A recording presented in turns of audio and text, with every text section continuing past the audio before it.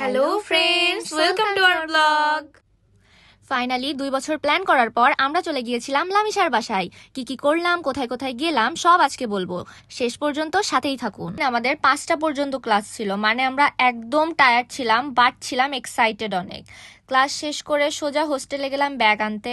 তারপর আমরা ভাবলাম রিক্সায় গেলে মজা হবে, এজন্য আমরা রিক্সা ঠিক করছিলাম।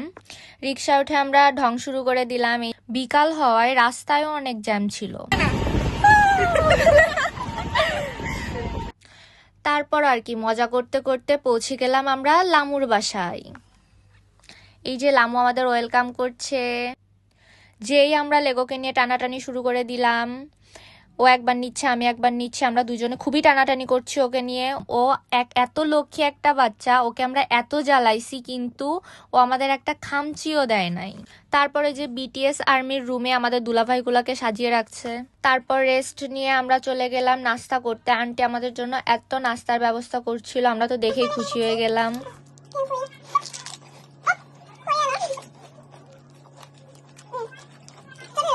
স্বর্ণা আবার দুষ্টুমি করে ফুড ব্লগিং শুরু করে দিল। আমরা এখানে দেখাচ্ছিলাম আমরা কি কি খাচ্ছি। এখানে ছিল ডিম চপ, তারপর ফ্রেঞ্চ ফ্রাই, তারপরে চাউমিন ছিল, তারপরে পানিপুরি ছিল, অনেক কিছু ছিল। আমরা খাচ্ছিলাম আর দেখাচ্ছিলাম একদম ফুড ব্লগিং এর মতো। যাই হোক, অনেক মজা করছিলাম। এই যে ও দেখাচ্ছে ফল ছিল। খাওয়া শেষ করে আমরা রেডি হব বাইরে যাওয়ার জন্য। এই যে আমরা ক্যামেরার সামনে দুষ্টুমি শুরু করে দিয়েছিলাম মুখে রং কালি করার জন্য। কি কি কি কি জানি দেখাচ্ছে স্বর্ণা। লেগোকে নিয়ে আমরা টানাটানি করছিলাম, আদর করছিলাম। তারপর 3টে এক জায়গা হলে দুষ্টুমি না করলে কি হয়, এই যে আমরা দুষ্টুমি শুরু করে দিলাম। তারপর এই যে স্বর্ণা আমার মুখে রং করা শুরু করে দিয়েছিল, মানে এটাকে খুবই অত্যাচার করা বলে। ও খুবই অত্যাচার করছিল আমার মুখের ওপর। লামিশা খুব সিরিয়াস হয়ে স্বর্ণার মুখে রং করতে হেল্প করছে।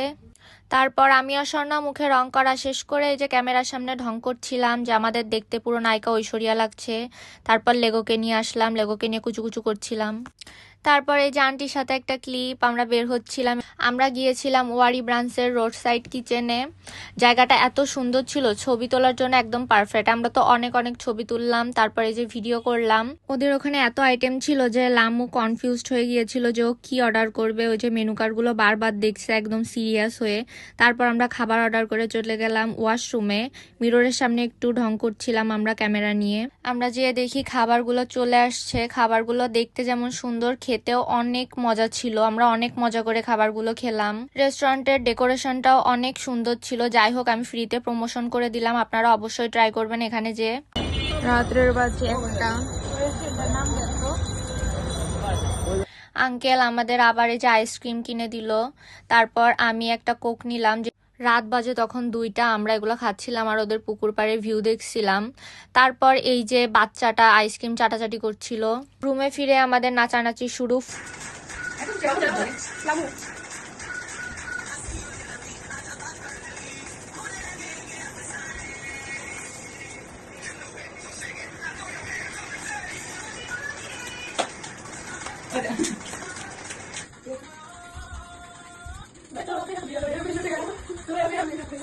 তখন বাজে প্রায় রাত 3:30 থেকে 4টা। আমরা মুভি দেখা শুরু করে দিলাম।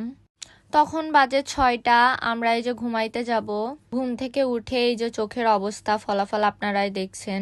তারপর পরোটা দিয়ে নাস্তা, পরোটার সাথে আরো অনেক কিছু ছিল, আমরা এগুলা দিয়ে খাওয়া শেষ করলাম। তারপর এই যে আন্টি আমাদের 3জনের জন্য চা বানিয়ে দিল। তারপর আমি শাওয়ের চিনি ছাড়া চাটা একটু টেস্ট করছিলাম, আর বমি চলে আসছিল। তারপর এই যে আমাদের বিয়ে লেগে গেছিল, আমরা মেহেদি পড়তে বসে গেলাম। আমি মেহেদি দিছি, সে না দিলে কি হয় নাকি, আমার সাথে হিংসামি করে সেও বসে গেছে মেহেদি পড়তে। তারপর এই যে আমরা টিভি দেখছিলাম আর মেহেদি পড়ছিলাম। তারপর দুপুরে নাস্তা করতে চলে গেলাম। আন্টি আমাদের জন্য হায়দ্রাবাদি বিরিয়ানি রান্না করছিল, এত মজা হয়েছিল আন্টি, অনেক থ্যাংক ইউ আপনাকে। তারপর রেডি টেডি হয়ে আমি আবার বসে গেলাম মেহেদি পড়তে, কারণ লামিশা আসলে অনেক সুন্দর মেহেদি পড়ায়। যাওয়ার সময় চলেই আসলো, আমাদের মন খারাপ ছিল অনেক। তারপরে ওই যে আঙ্কেল আমাদের রিক্সায় উঠে দিল এবং আমাদের ব্লগ এখানেই শেষ। আশা করি আপনাদের ভালো লাগবে।